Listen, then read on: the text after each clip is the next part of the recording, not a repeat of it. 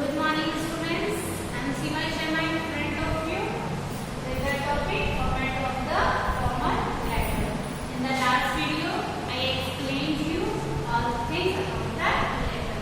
So today, come to the point. I will explain format of the letter. So let's start, students. Just think this is the beginning part of your paper. In the CBSE board, the one thing is compulsory for the letter that all the points, all the things will be mentioned from the left corner. That means all the things will begin in the left corner. So let's start with the first point. Students, first of all, you will write down the sender letters. Sender letters will be in the two lines. Okay.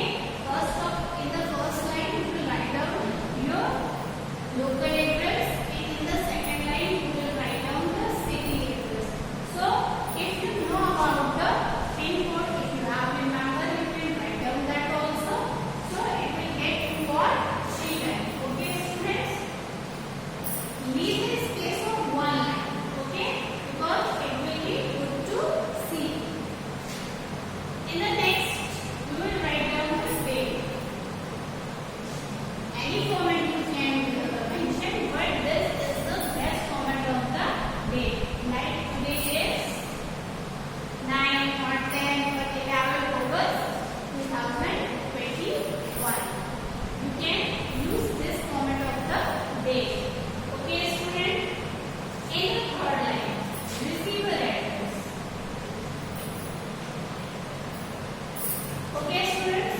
In the receiver address, this is very important point of the letter.